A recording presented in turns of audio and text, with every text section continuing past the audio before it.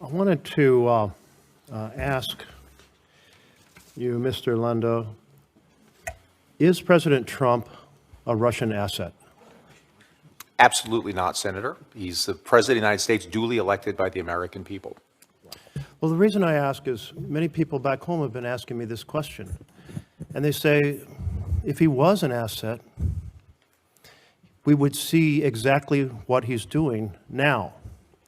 For example, he proceeded to forward or express from the Oval Office propaganda that has been Russian propaganda, that Ukraine started the war, that Zelensky is a dictator. Second of all, he gave away key things on the negotiating table before the negotiations even started, ensuring U.S. would absolutely oppose any possibility of NATO membership for Ukraine.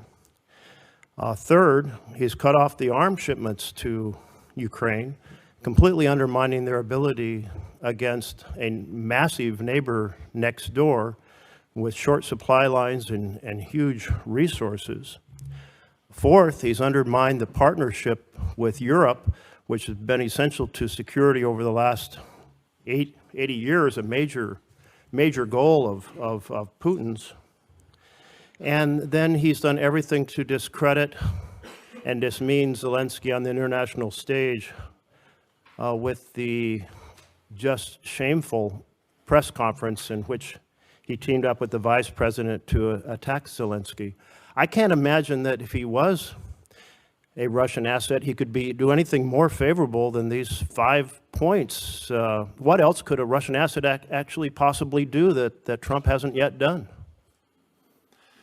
Senator, the president has made it absolutely clear that his top priority is to try to bring peace and end an absolutely savage war. I know you're familiar with the savagery. This is turning into World War I style trench warfare now in eastern Ukraine.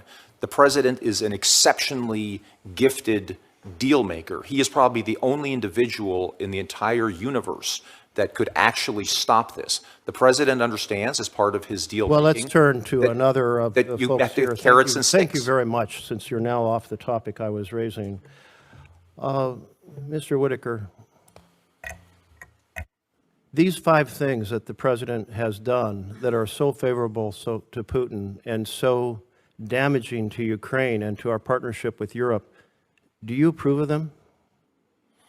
Well, Senator, thanks for that question. I'm just going to have to politely disagree with you on those 5 things and the way you've framed them. You know, the war in Ukraine would have never happened if President Trump was president in 2022. The war in Ukraine happened because of Joe Biden's weakness after his I don't think withdrawal that from was the question I asked, but maybe you could some other time go on television and express those points of view. But do you mind just answering the question I asked? Do you agree with the 5 things that President Trump has done, starting with him expressing Russian propaganda from the Oval Office?